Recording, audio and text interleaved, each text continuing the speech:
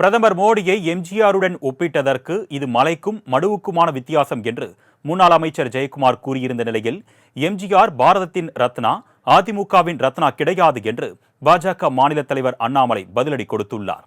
இவர்களின் கருத்துக்களை தற்பொழுது பார்க்கலாம். என்ன பொறுத்தவரை சொல்லுங்க, தலைவரை பொறுத்தவரையில், புரட்சி தலைவரை பொறுத்தவரையில் ஒரு மிகப்பெரிய அளவிற்கு புரட்சி தலைவரை பொறுத்தவரையில்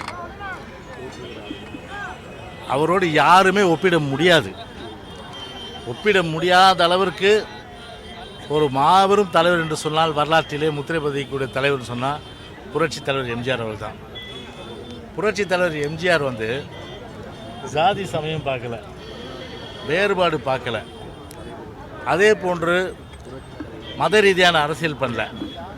இதெல்லாம் அண்ணாமலை ஒத்துக்கிறாரா? இதெல்லாம் எல்லோருமே போற்றக்கூடிய ஒரு மிகப்பெரிய ஒரு மாபெரும் தலைவர் புரட்சி தலைவர் எம்ஜிஆர். அப்படி மோடியை பாராட்டுறாங்களா? சொல்லுங்கள். அதில் இதை எந்த நிலையிலும் அவரோட ஒப்பிடவே முடியாது. மடுவுக்கும் மலைக்கும் உள்ள வித்தியாசம், மடு எங்க மலை எங்க, மடுவுக்கும் மலைக்கும் உள்ள வித்தியாசமாகத்தான் மோடி எம்ஜிஆர் பார்க்க முடியும். அற்புதமான ஒப்பீடு. அதாவது மோடி அவர்களுக்கும் புரட்சி தலைவர் எம்ஜி ஐயா அவர்களுக்கும் நிறைய சம்பந்தம் இருக்குது. அதை கரெக்டாக சொல்லியிருக்கீங்கன்னு. அதனால் எல்லோருமே ஏற்றுக்கொள்ளணும் அவசியம் இல்லைங்கண்ணா. நாம் ஒரு கருத்தை சொல்லும் பொழுது ஆமாம் இன்னைக்கு இருக்கிறவங்க சொல்கிறாங்க.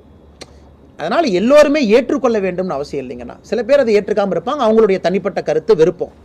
ஏன்னா எம்ஜிஆர் ஐயை பொறுத்தவரை தமிழகத்தினுடைய ஒரு சொத்தாக, இந்தியாவினுடைய சொத்தாக பார்க்கறனால தான் பாரத் ரத்னா விருது கொடுத்துருக்கு. பாரதத்தின் ரத்னா, அதிமுகவினுடைய ரத்னா கிடையாதுங்கண்ணா, பாரத ரத்னா, இந்த பாரதத்தினுடைய ரத்னா. அதனால் இந்தியாவில் இருக்கக்கூடிய எல்லோருக்கும் அவரை பற்றி பெருமையாக பேசுவதற்கு உரிமை இருப்பதாக நான் கருதுகின்றேன்.